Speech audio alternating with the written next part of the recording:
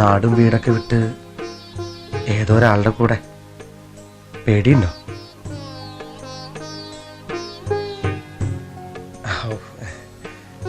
കണ്ടെന്ന് മുതല് ഈ ഒരു ഇതില്ലേ, ഈ എന്താ പറയാ, ഒരു ഇത് സരസ്വതിയെ ദിവസം കാണണമെന്ന് തോന്നുക, സരസ്വതിയെ കുറിച്ച് ആരോടെങ്കിലും എന്തെങ്കിലുമൊക്കെ പറയണമെന്ന് തോന്നുക. സരസ്വതിക്ക് ഉണ്ടായിരുന്നോ അങ്ങനെയൊക്കെ? ഉണ്ടായിരുന്നോ?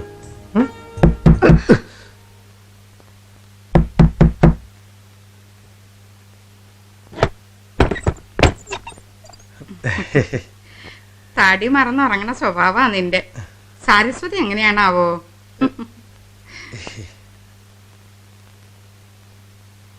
കല്യാണ വീട്ടിൽ മാത്രം കയറി കളവ് നടത്തണ കള്ളന്മാരുണ്ട് അത്രേ നാട്ടില്. അതും പെണ്ണും ചെക്കനും കിടക്കണ മുറിയില് പൊന്നും പണ്ടൊക്കെ ഉണ്ടാവൂല്ലോ. കല്യാണ തിരക്കിലൊക്കെ കണ്ടുവെച്ച് പോകും.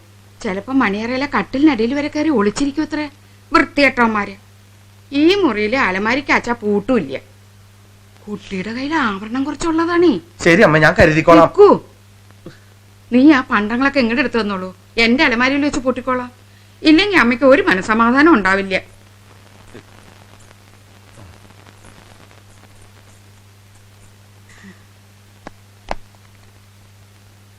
ഇനി കഥ കടച്ച് കിടന്നോ.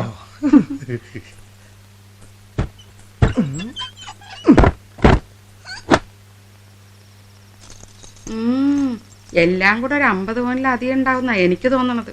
അമ്മയ്ക്ക് എന്താ പറഞ്ഞാലധികം കൊടുക്കണ കൂട്ടരൊന്നുമല്ല. ആളും വണ്ടി വന്നതിലൊക്കെ ഉണ്ട് ഒരു പിശുക്കത്തരം. പതുക്കെ ചെവിക്ക് ചെവി അറിയാതെ ആ സ്വർണ്ണക്കടയിലെ കടം വിട്ടുക. കല്യാണ പിറ്റേന്ന് തന്നെ കെട്ടിക്കൊണ്ട് വന്ന പെണ്ണിന്റെ കാതും കഴുത്തും തൂക്കി വെക്കല് നാണക്കെട്ട പണിയാ. അതിലൊരു നാണക്കേടും ഇല്ലേട്ടാ. ഇപ്പൊ നമ്മള് കടം വാങ്ങിയിട്ടാണെങ്കിലും രമണിക്ക് കൊടുത്തു വിട്ടത് നാളെ ദിനേശിനൊരു ആവശ്യത്തിനെടുത്താ നമ്മൾ എതിര് പറയുവോ? ഇല്ലല്ലോ. അതില്ല. ആ വന്ന് കയറിയാ പിന്നെ ആ പെണ്ണും പെണ്ണിന്റെ പൊന്നും ഒക്കെ വന്ന് കയറിയെടുത്ത കൊള്ളതാ. അയ്യോ നോക്കിയമ്മേ, ഈ മാലയുടെ ഉത്ഭാവത്തൊരു നിറമാറ്റം. ഏയ് ഈ കുട്ടിക്ക് എന്തായി പോയി? നിറം മാറാൻ എന്താ ഓന്താ? അയ്യോ നേരെ ഏട്ടാ, നോക്കൂ. എവിടെ നോക്കട്ടെ.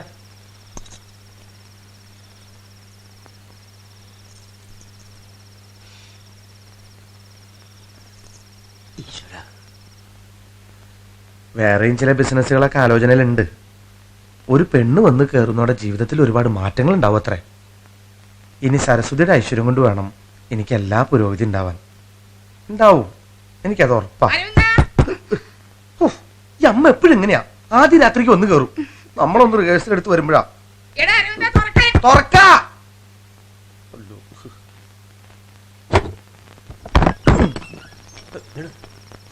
ഇങ്ങോട്ട് വേടാ.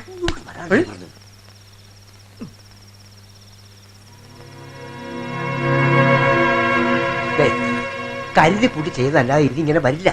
ഇത് കണ്ടോ, ഇത് ഇത്രയും മുക്കുമണ്ടങ്ങളാ. ബാക്കിയുള്ളതിന്റെ സ്ഥിതി ഇനി എന്താണാവോ? അതും കൂടി അങ്ങോട്ട് മുക്കാക്കി ആകെ മുക്കായിരുന്നില്ലേ കൊള്ള കൂട്ടരെ.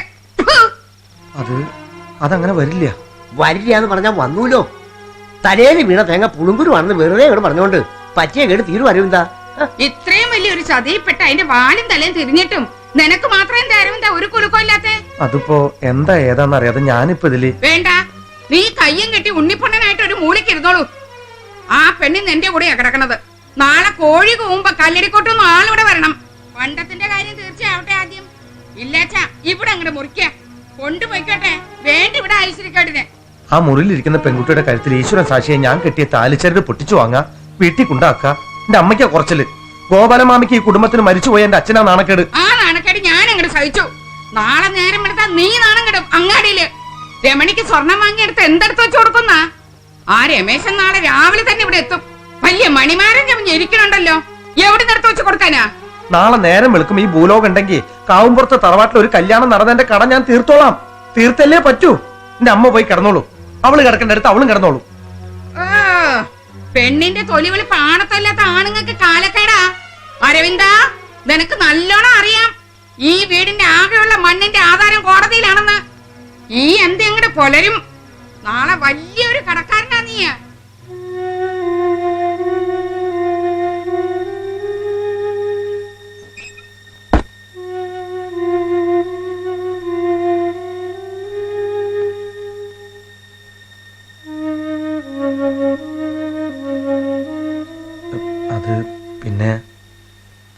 ഞങ്ങളുടെയൊക്കെ ചെറുപ്പത്തിലെ അച്ഛൻ മരിച്ചതാ.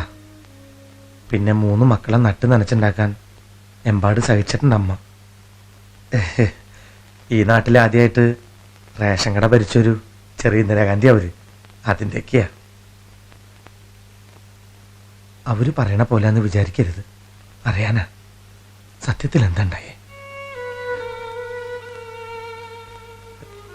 ഏട്ടന്മാരൊക്കെ ഉണ്ടായിട്ടും ആര് പറ്റിച്ചതാ, ആർക്ക് പറ്റിയതാന്ന് അറിയാൻ വേണ്ടി ചോദിച്ചെന്നേ ഉള്ളൂ. പറയാനറിയില്ലെങ്കിൽ അതല്ല, വിഷമാണെങ്കിൽ വേണ്ട. ഏട്ടന്മാര് എന്റെ നേരെ ഏട്ടന്മാരല്ല, അച്ഛൻ ആദ്യത്തെ ഭാര്യയിലുള്ളവര്. ആ അമ്മ നേരത്തെ മരിച്ചതാ. എനിക്ക് ഏട്ടന്മാരില്ല. അച്ഛനും അമ്മയും ആരുമില്ല എനിക്ക്, ആരും.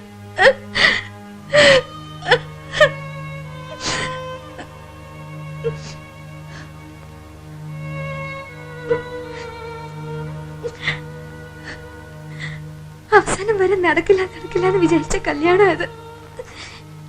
എനിക്ക് അതിനുള്ള ഭാഗ്യമൊന്നുമില്ല. ഞാൻ ഉറപ്പിച്ചതാ.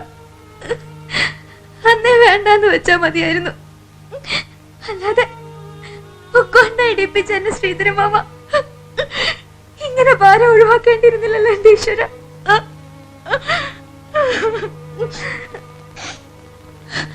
അമ്മ പറഞ്ഞില്ലേ ഈ മുറിയില് ഞാൻ വേറെ എവിടെയെങ്കിലും കിടന്നോളാം, ഒന്ന് നേരെ പുലരുള്ളല്ലേ. നിനക്കും കൂടി ഉറങ്ങാനുള്ള മുറി അത്, നമ്മൾ ഒരുമിച്ച്. ഇനി അങ്ങോട്ട് എന്തുണ്ടെങ്കിലും നമ്മൾ ഒരുമിച്ചാണ് നേരിടേണ്ടത്, വീതിച്ച് അനുഭവിക്കേണ്ടത്. ഒറ്റയ്ക്കൊരു വേദനയും കണ്ണീരും ഒന്നും വേണ്ട.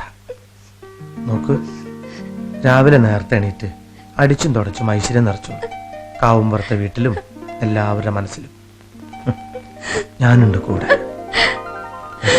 ഏയ്, പൊറുക്കണമെന്ന് പറയാനുള്ള യോഗ്യതയും കൂടി എനിക്കില്ല.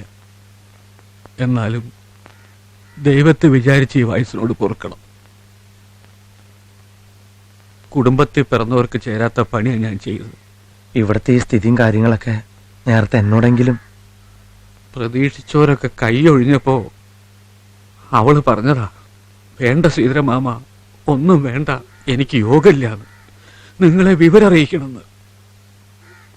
പറഞ്ഞുറപ്പിച്ച ദിവസം പണ്ടല്ലാത്തോണ്ട് കല്യാണം മുടക്കിയെന്നറിഞ്ഞ പിന്നെ ഒരു കാലത്തും എൻ്റെ കുട്ടിക്ക് അതിനുള്ള ഭാഗ്യം ഉണ്ടാവില്ല എന്ന് ഉറപ്പായപ്പോഴാ ഞാൻ ഇങ്ങനെ ഒരു ചതി ചെയ്തു.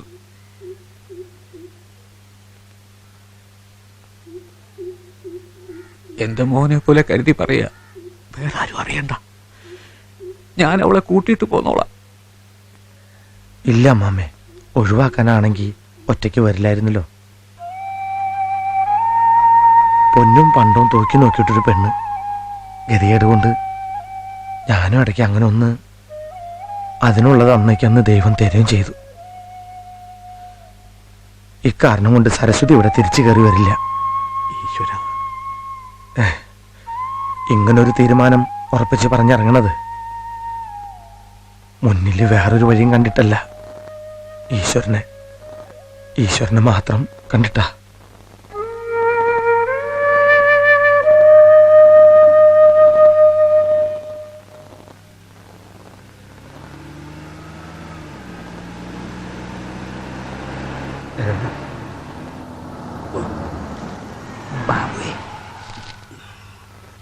ബാബു, രമണിയുടെ സ്വർണ്ണ ഏർപ്പാട് ചെയ്ത് കൊടുത്ത രമേശനാ എന്താ ചെയ്യുക? അയാൾ എന്താ ചെയ്യാൻ പോണെന്ന് എനിക്കെങ്ങനെ അറിയാ? അതല്ല, നമ്മളിപ്പോ എന്താ ചെയ്യുക? നമ്മളോ? ഈ കാര്യത്തിൽ ഒരു ബഹുവചനം വേണോ ഗോപാലമാമേ? പവൻ 50 എന്ന് വെച്ചാൽ ലക്ഷം 2. കണ്ണിക്കണ്ട ആൾക്കാരെയൊക്കെ കാലനെ ചൂണ്ടി പേടിപ്പിച്ചാ ഞാനൊക്കെ ജീവിക്കാനുള്ള ചില്ലാൻ ഒപ്പിക്കണത്. ഇന്നലെ ആ കല്യാണച്ചോറുണ്ടു, അത് ഈ നാട്ടിലെ പലരും ഉണ്ട്. ആ പേരില് ലക്ഷത്തിന് തല വെക്കാനുള്ള ശേഷിയൊന്നും ഈ പാവം കോടിപതിക്കില്ല. എന്താ ബാബേട്ടാ? പെട്ടി പാക്ക് ചെയ്തോളൂ കേട്ടോ. അരവിന്ദ, അല്ല, ആരാ ഇത്? വന്ന കാര്യം നീക്കാണ്ട് അകത്തേക്ക് ഇരിക്കും കുട്ടിയെ. അമ്മേ, ആഹാ, രമേശനോ? അരവിന്ദനെവിടെ? അവനെ ഇവിടെ കാണാഞ്ഞപ്പോ ഞാൻ കരുതി രമേശനെ കാണാനായി അങ്ങോട്ട് വന്നു കാണുന്നു. വന്നില്ലേ? കാലത്ത് ഞാൻ ഇതിലെ വരും, ഇവിടുന്ന് ഒരുമിച്ച് പോയി ജ്വല്ലറി കാശ് കൊടുക്കാന്നാ പറഞ്ഞിരുന്നു. ആണോ? ഇവിടുന്ന് ഇറങ്ങുമ്പോ അവനൊന്നും പറഞ്ഞില്ലേ? എന്നോട് പറയാനുള്ളതൊക്കെ ഇന്നലെ രാത്രി പറഞ്ഞു എന്റെ മോൻ. ഇനി നിങ്ങളോടൊക്കെ പറയാനുള്ളത് കെട്ടിലമ്മയെ പറഞ്ഞ് ഏൽപ്പിച്ചോന്ന് എനിക്കറിയില്ല കേട്ടോ. സരസ്വതി തമ്പുരാട്ടി ഒന്നിങ്ങടെ എഴുന്നള്ളിയാ നന്നായിരുന്നു. ഒന്നിങ്ങടെ പുറത്തേക്ക് ഇറങ്ങി വരാൻ. ദാ കാത്തിരുന്ന് കാത്തിരുന്ന് എന്റെ മോന് ഈശ്വരൻ കൊടുത്ത മുക്കുപണ്ട. പത്മാവതി, എന്നാ പിന്നെ ഏട്ടൻ അങ്ങോട്ട് പറഞ്ഞു കൊടുക്കൂ. അതിപ്പോ എന്താ പറയുക, എങ്ങനെയാ പറയാണ്ടിരിക്കുക? ഒരക്കിടി പറ്റിയുണ്ട്. എന്നുവെച്ചാ വളച്ചു കെട്ടി കുറെ വലുതാക്കി പറഞ്ഞതുകൊണ്ട് ഭക്ഷണത്തറ ഇല്ലേണ്ടാവോ ഏട്ടാ? മുക്കുപണ്ടോ കാലക്കേടും കൊണ്ടാ ഇവിളി പടി കയറി ഇങ്ങോട്ട് വന്നത്. നേരം വെളുത്ത് ഇന്നേരം വരെ എന്റെ മോനെ ഞാൻ കണ്ടിട്ടില്ല. നിങ്ങൾ എല്ലാരും കൂടി എന്തീ പറയുന്നത്? ആ ജ്വല്ലറിക്കാരൻ 10 മണിക്ക് അവിടെ കാശും കാത്തു നിൽക്കും. എന്റെ ഒരു വാക്കിന്റെ പുറത്താ 19 പവന്റെ സ്വർണം തന്ന അയാൾ സഹായിച്ചത്. കല്യാണ പിറ്റേന്ന് കട തുറക്കുമ്പോ അവിടെ എത്തിക്കാന്ന് പറഞ്ഞിട്ട് ഇപ്പോ കഥാപ്രസംഗം നടത്താം.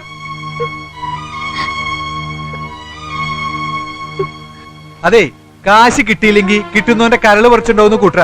അതുകൊണ്ട് അരവിന്ദൻ എവിടെന്ന് വെച്ചാ തപ്പിപ്പിടിച്ച് എന്താ വഴിന്ന് വെച്ചാ കണ്ടുപിടിച്ചോ. ഞാൻ ഒഴിയും, പറഞ്ഞേക്കാം. വേണ്ടാത്തവരെ കേസിലേക്ക് ചാടിയിട്ട് നാശം പിടിക്കാൻ.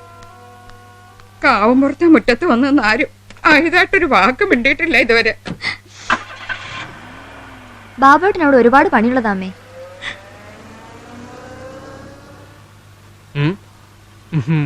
നമ്മളെ ജീവൻ സുരക്ഷ നമ്മൾ തന്നെ നോക്കണ്ടേ? ഒന്നും വിചാരിക്കല്ലേ ഗോപാലമാമേ?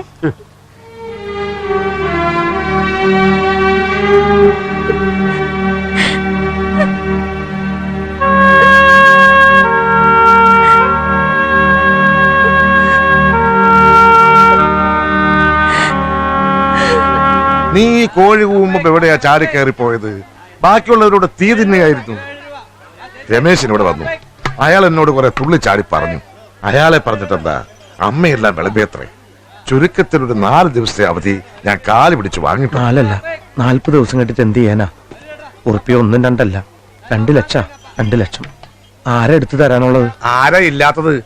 അരവിന്ദനോട് അത്യാവശ്യത്തിന് കടം വാങ്ങിച്ച എത്രയോ പേരുണ്ട് ഈ ചുറ്റുവട്ടത്ത്. അങ്ങോട്ട് മാത്രമല്ലോ, അത് ഇങ്ങോട്ടും ആവാം. ഒരത്യാവശ്യത്തിനല്ലേ തമ്മിൽ തമ്മിൽ സഹായിക്കുക, ചോദിക്കുക. 5ഉം 10ഉം ഒക്കെ സംഘടിപ്പിച്ച 2 ലക്ഷം തേക്കല് അരവിന്ദന് വലിയ പണിയൊന്നുമില്ല. എന്തേ? നേരാ, ഇനി അങ്ങനെയൊക്കെ കാര്യങ്ങൾ നടക്കുള്ളൂ. ഇക്കാലം വരെ എനിക്ക് ചെയ്തു പരിചയമില്ലാത്ത കാര്യങ്ങള് ഇനി ഞാൻ നാടൊട്ട് കുളിപ്പില്ലാത്ത കടം വാങ്ങേ. ഇന്ത്യ രാജ്യം ഇരന്ന് കടം വാങ്ങുന്നുണ്ട്. ലോക ബാങ്കിൽ നിന്നും കിട്ടാവുന്നോടത്തുനിന്നും ഒക്കെ യാതൊരു ഉളുപ്പില്ലാതെ. പിന്നെ ഒരു ഇന്ത്യക്കാരന് എന്തിനാണ് അരവിന്ദ അനാവശ്യം ഒരു ഉളുപ്പ്? ഊര് പോലെ ഇരിക്കും ഊരിലെ ഉണ്ണികളും, അത്ര തന്നെ. അല്ലാതെ വേറെ വഴിയില്ല. 4 ദിവസം എന്ന് പറഞ്ഞാൽ 4 ദിവസം. അത് കഴിഞ്ഞാൽ അവർ വീട്ടിൽ വരും. ചുരുക്കത്തിൽ അരവിന്ദൻ എരവിന്ദനാവണം. ശരി.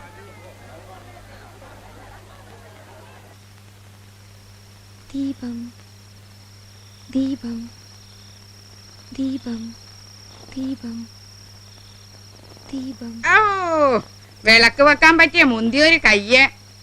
നേരം വെളിച്ചാവും മുമ്പ് ഇറങ്ങി പോയതാ ഒരുത്തൻ. എവിടെയാ എന്താ ആവോ?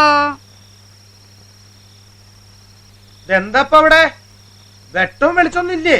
ഹൈ, അരവിന്ദൻ പെണ്ണ് കെട്ടിയ പിറ്റേന്ന് കറണ്ടും പോകുന്നുണ്ടോ? ആഹാ, കറണ്ട് ഇല്ലാത്തോണ്ടല്ലേ. കല്യാണ തിരക്കിനിടയിൽ സപ്ലൈ ഓഫീസിൽ പോയിരുന്നില്ലല്ലോ. ഉസ്മാനെ പറഞ്ഞയച്ചിട്ട് ഒരു കാര്യമില്ല. എന്തായാലും ജീവനോടെ ഉണ്ടല്ലോ, സമാധാനായി. അമ്മയ്ക്കറിയാലോ സപ്ലൈ ഓഫീസിലെ കാര്യങ്ങള്. ദാ നോക്കി നിൽക്കേണ്ടത് അകത്തുണ്ടോക്കി. ആ, ഒരൊറ്റ രാത്രി കൊണ്ട് പെറ്റതള്ളെ മറക്കാനുള്ള മരുന്നോ മന്ത്രോ എന്താ കല്ലടിക്കോട്ടുന്ന് കൊണ്ടുവന്നത്?